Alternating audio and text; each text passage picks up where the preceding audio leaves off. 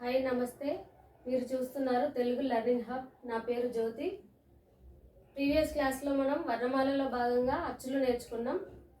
ఈరోజు మనం నేర్చుకోబోయేది రెండవ భాగమైన హల్లులు. ఈరోజు మనం వర్ణమాలలో భాగంగా హల్లుల గురించి నేర్చుకుంటాం. హల్లులు 37. హల్లులని వ్యంజనములు, ప్రాణులు అని కూడా అంటాం.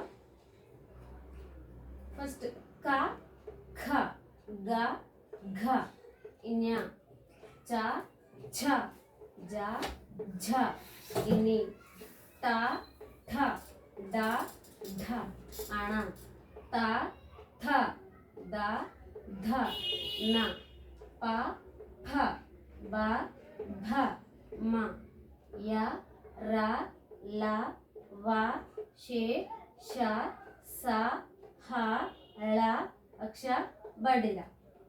ఇక్కడ చూడండి, ఫస్ట్ క, ఖ, గ, ఘ, ఇన్య.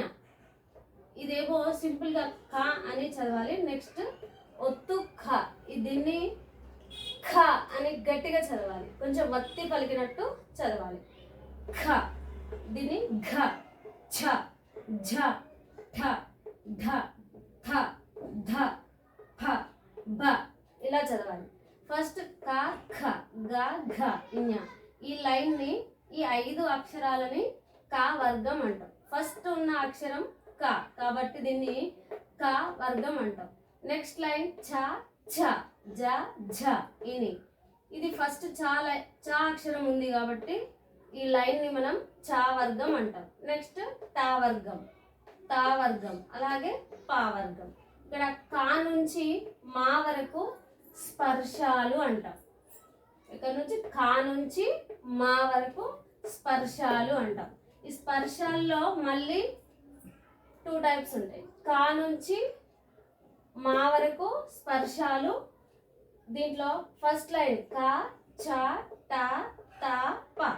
క, చ, ట, త, ప. కచట తపని పరుషాలు అంటాం. కచట తపని పరుషాలు అని. నెక్స్ట్ థర్డ్ లైన్ గ, జ, డ, ద, బ. గజడ దబని సరళాలు అంటాం. కచట తప పరుషాలు, గజడ దబ సరళాలు. మళ్ళీ ఈ పరుషాలని సరళాలను కలిపేసి అల్ప ప్రాణాలు అంటాం. పరుషాలు సరళాలను కలిపి అల్ప ప్రాణాలు అంటాం. నెక్స్ట్ మిగిలిన అక్షరాలు చూడండి ఒకసారి. ఖ, ఘ, ఛ, ఝ, ఠ, ఢ, థ, ధ, ఫ, భ. ఈ అక్షరాలని మహాప్రాణాలు, వర్గయుక్కులు, స్థిరాలు అంటాం. వీటికే 3 పేర్లు అన్నమాట. మహాప్రాణాలు, వర్గయుక్కులు, స్థిరాలు. వీటిని అంటాం. ఈ వత్తి పలికే అక్షరాలు ఉన్నాయి కదా, ఖ, ఘ, ఛ, ఝ, ఠ, ఢ, థ, ధ, ఫ, భ. వీటిని మహాప్రాణాలు, వర్గయుక్కులు, స్థిరాలు అని కూడా అంటాం. నెక్స్ట్ మిగిలిన లాస్ట్ లైన్ ఉంది కదా, ఇన్య, ఇని, అన, న, మ. వీటిని ఇన్య, ఇని, అన, న, మ అని అనునాసికాలు అంటాం. వీటిని ఇన్య, ఇని, అన, న, మ అని అనునాసికాలు అంటాం. ఇంకా లాస్ట్ లైన్లో య, ర, ల, వ. య, ర, ల, వ. యారాలావని అంతస్తాలు అంటాం. య, ర, ల, వ అని అంతస్తాలు అంటాం. నెక్స్ట్ షే, ష, స, హ.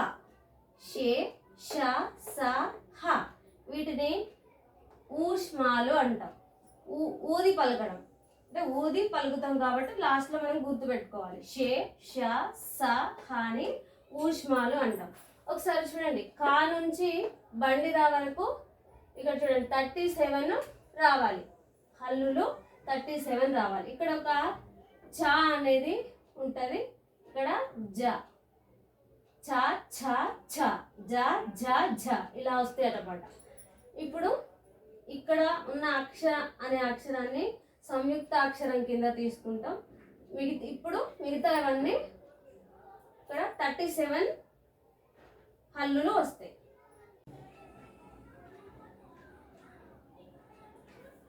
లాస్ట్ క్లాస్లో మనం అచ్చులు నేర్చుకున్నాం కదా, ఒకసారి గమనించండి.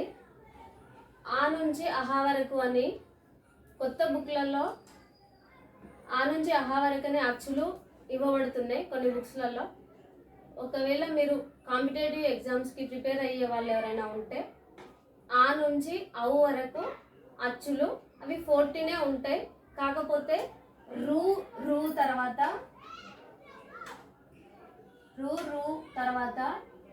లు లు యాడ్ చేసుకొని ఆ నుంచి అవు వరకు అచ్చులు 16 ఉంటాయి.